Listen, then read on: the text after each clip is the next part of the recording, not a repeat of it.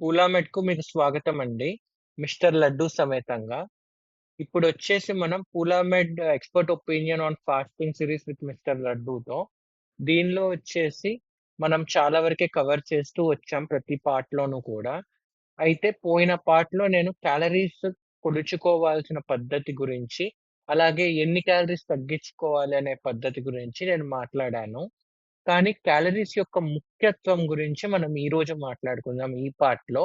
మన పూర్వీకులెవరండి? వేటగాళ్ళు. వేట దొరికినప్పుడు తినేవాళ్ళు. వేట దొరకనప్పుడు పస్తులుండేవాళ్ళు. వాళ్ళ జీవన శైలికి అనుగుణంగానే మానవ శరీరం కూడా నిర్మితమైంది. దొరికినప్పుడేమో తినేది, దాచుకునేది. దొరకనప్పుడేమో దాచుకున్నది వాడుకునేది. అయితే ఏమైంది? కాలానుగుణంగా చుట్టూ ఉన్న వస్తువులు మారాయి. కొత్త కొత్త హైబ్రిడ్ పంటలొచ్చాయి.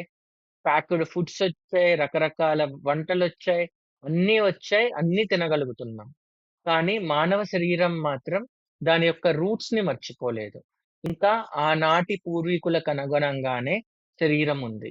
అటువంటి మన శరీరానికి మీరు 2800, 3500 అలా రికార్డులు బ్రేక్ చేసే నంబర్‌లతో క్యాలరీస్‌ని ఇస్తూ ఉంటే, అది ప్రోటీన్ రూపంలో అవ్వచ్చు, కార్బోహైడ్రేట్ రూపంలో అవ్వచ్చు, లేదా ఫ్యాట్ రూపంలో అవ్వచ్చు.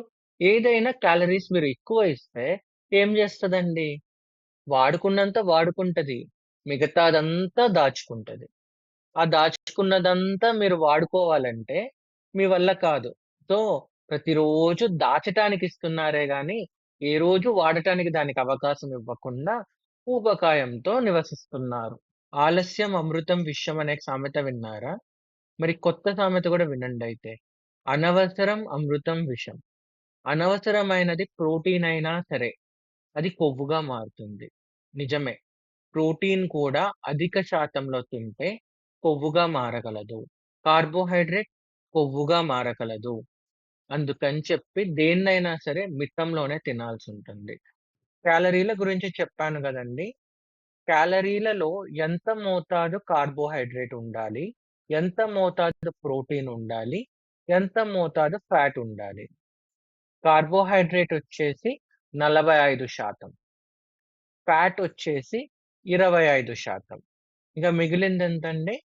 మీకు కాస్త 30% ఉంటుంది. ఈ 30% ప్రోటీన్ ఉండాలి. ఇలా మెయింటైన్ చేసుకుంటే బ్యాలెన్స్‌డ్ డైట్. ఇప్పుడు అది ఎలా మెయింటైన్ చేయాలన్నది కూడా చూద్దాం. నేను గనక ఒక 1500 క్యాలరీలతో బ్యాలెన్స్‌డ్ డైట్ తయారు చేయాలనుకుంటే మాత్రం నేనేం చేస్తానంటే అండి ఫస్ట్ ఆ 1500 క్యాలరీలని 500 క్యాలరీలు 3 వైపులా విభజించేస్తాను. అంటే పొద్దున, మధ్యాహ్నం, సాయంత్రం గాని, లేదా మధ్యాహ్నం, సాయంత్రం, రాత్రి గాని. ఇప్పుడు ఒకేసారి వంట చేసుకునేటప్పుడు 3 పూట్లకి కలిపి చేసేసుకుంటే మీకదొకటి సెట్ అయిపోతది. అదే పనిగా కొలవనవసరం లేదు. పొద్దున కొలుచుకొని వంట చేసుకోవటం, దాన్ని 3 భాగాలుగా సర్దుకొని పొద్దున, మధ్యాహ్నం, సాయంత్రం లేదా మీకు నచ్చిన విధంగా ఫాస్టింగ్ విండో మెయింటైన్ చేస్తూ చేయటం అన్నమాట. సో, ఇందులో కాస్త ప్రోటీన్ సోర్స్‌గా నేను జనరల్‌గా తీసుకునేది చికెన్ గానీ, ఫిష్ కానీ, లేదా paneer, meal maker, protein powder, egg white. వీటిని ప్రోటీన్ సోర్సెస్‌గా తీసుకుంటాను. మిగతావన్నీ గూడా కార్బోహైడ్రేట్ సోర్స్‌గా, ఫ్యాట్ సోర్స్‌గా ఏదో ఒక విధంగా వచ్చేస్తాయి.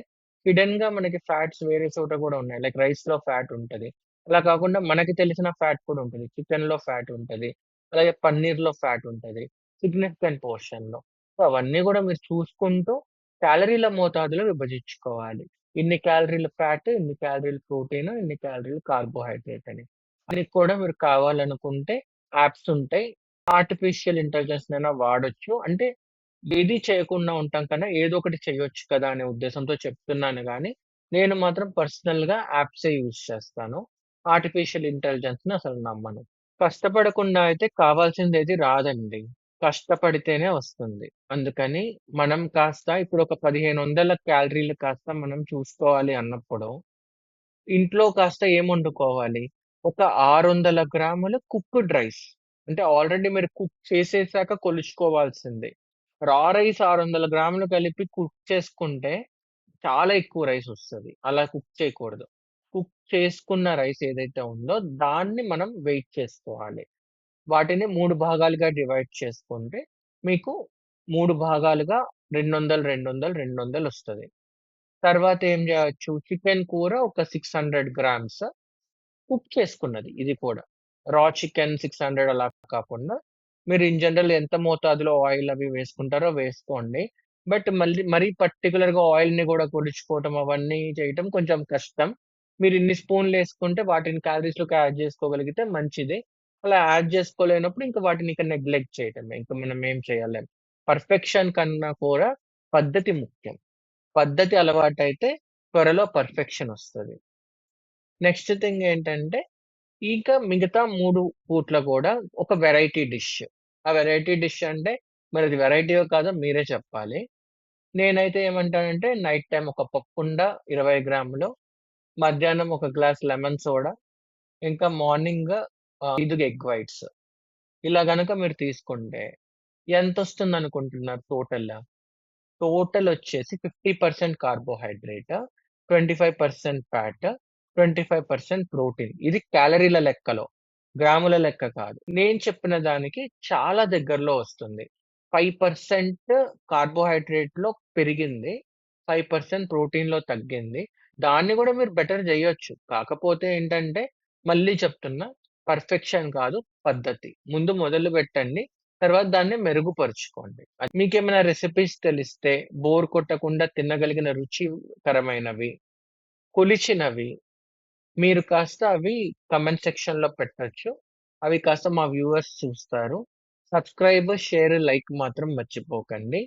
మళ్ళీ ఇంకొక వీడియోతో మనం మీ ముందుకొస్తాం. ఫాస్టింగ్ సిరీస్ విత్ మిస్టర్ లడ్డూలో.